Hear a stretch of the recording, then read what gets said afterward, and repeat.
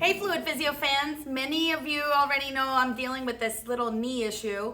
So I wanted to tell you a little bit more about what's going on and sort of share a little bit of my self-healing journey over here. So it turns out that yes, I had an idea of what was going on. There was probably a little meniscus, and the story goes that for a really long time, my knee had been hurting on and off.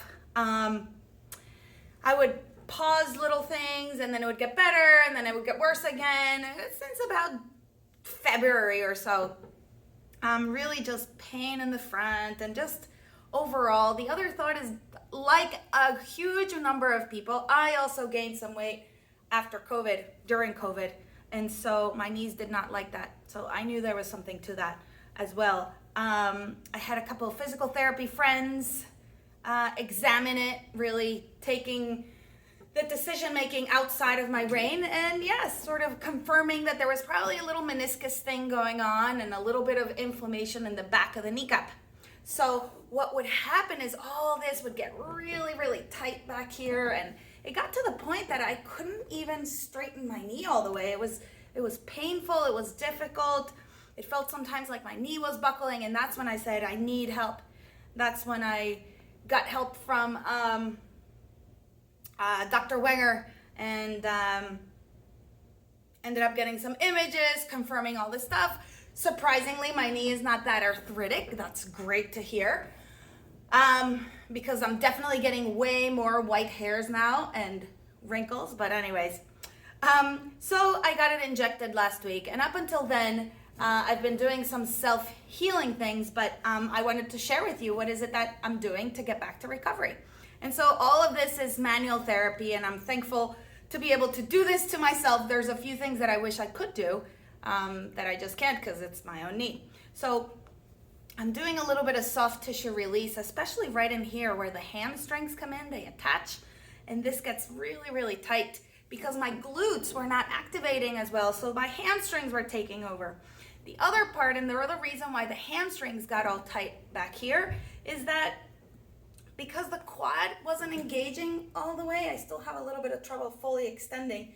The hamstrings were just sort of overworking during walking. So let me get a little bit higher so you guys can see.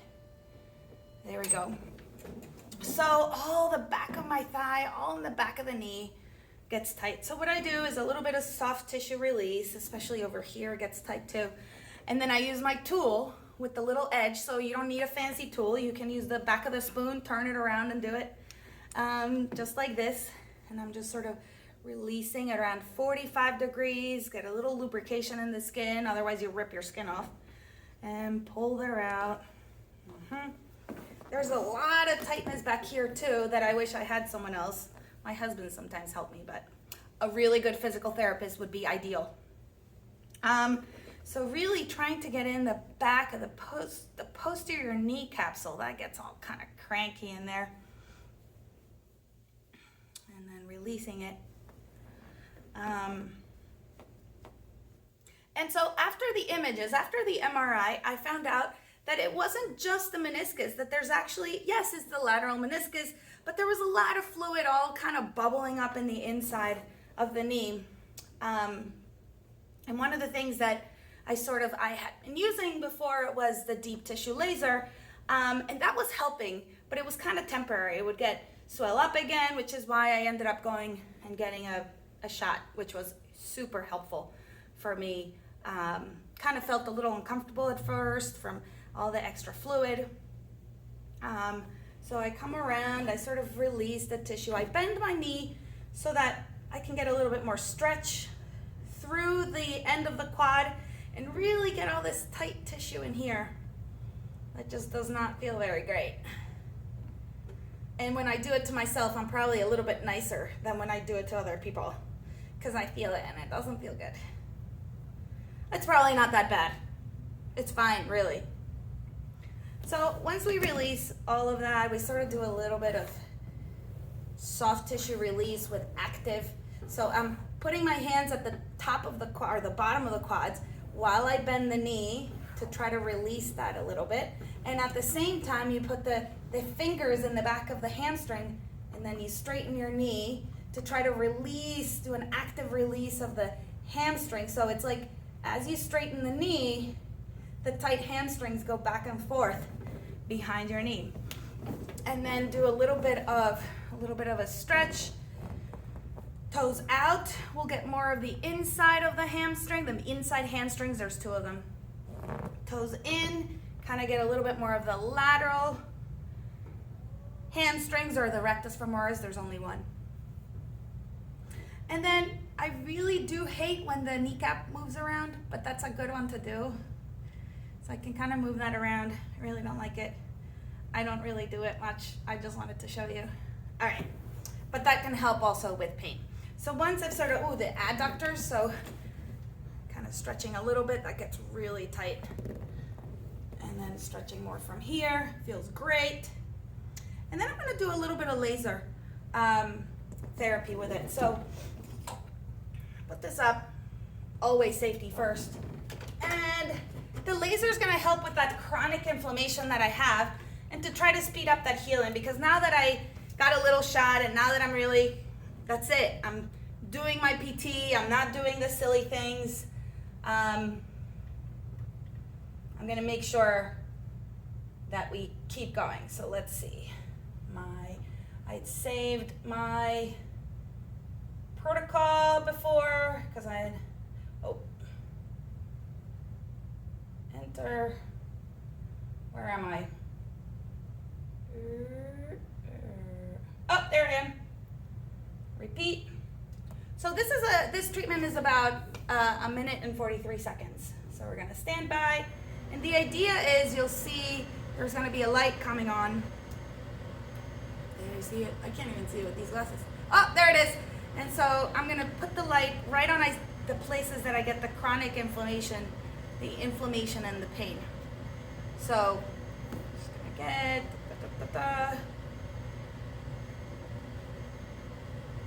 And in the meantime, symptoms that go along with my things, right? I have pain with stairs, especially going down is the worst. I also have pain when I pivot around, especially around here when I'm working with people. That's been really one of the factors that has not helped me get better faster, because I kind of use it all day long. So, but at this point, I think that symptoms of the meniscus, which is more of the pivoting ones, are much more under control. So the ones that remain are the symptoms more of all the swelling. That when the kneecap, or when not the kneecap, when the knee is so swollen and so puffy, all the structures around it, there's less space for them to move around, so then they just get inflamed. And that can cause some of the other, lack of the knee straightening all the way, that the quad doesn't work very well. When you walk, you start to use different order or different gait patterns because it doesn't straighten all the way. And that can contribute to the prolonged or the continued inflammation. So the laser is great to calm down the inflammation and continue the process of healing. However, if you continue to do the things that make it angry or piss it off, then that's not going to help. Especially if you're someone like me that likes to jump around and do fun things with patients. So, all right. So I did that. So the next thing I wanted to show you is, okay, I did the treatment, but now we have to follow it up to sort of help it do what it needs to be doing.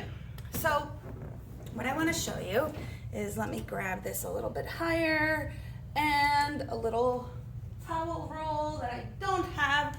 I don't know, I get a little bit of a foam roll so you can see what I'm doing.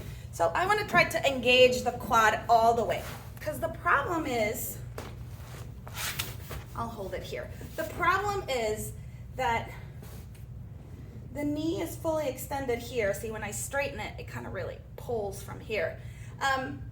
But when I squeeze it, now I'm starting to lift it. Before, the quad wasn't engaging all the way, and I would squeeze, but then the moment I would lift, it would bend, and I couldn't really straighten it all the way. So I'm gonna do a couple of straight leg raises. If you go down, it's a little bit easier. So I'm really making sure that I come down. Make sure I'm all the way down, good. And I can see in the video, that my knee is actually coming all the way down, and it's not really, oh, there's that little bit. Hold it tight. Yes, oh, and it's really hard already.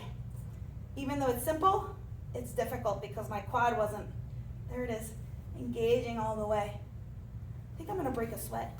So I'm just holding this, make sure it's down there.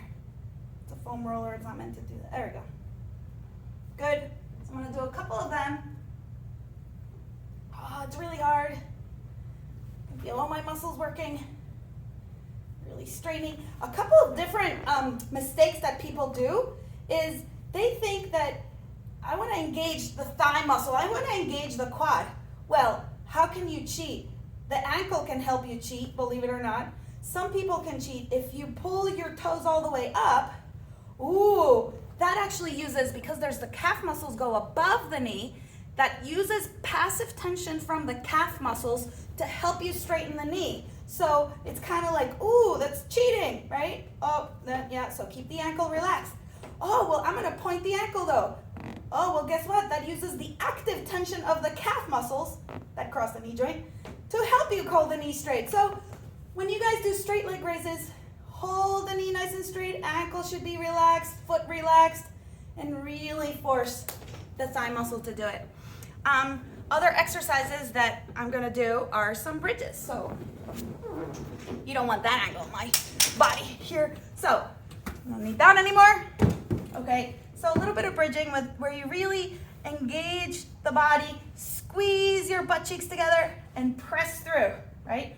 Making sure that the knees stay parallel to each other, really squeezing, and making sure that you're not using your back muscles. You should only feel your butt. Butt working, that's it. So this is working your glute max. So right now, because my glute on my left side just doesn't want to fire right away, I feel my hamstrings like deep in there, and adductors just working, wanting to work really, really hard. So pressing through the heels as you go up, to go up.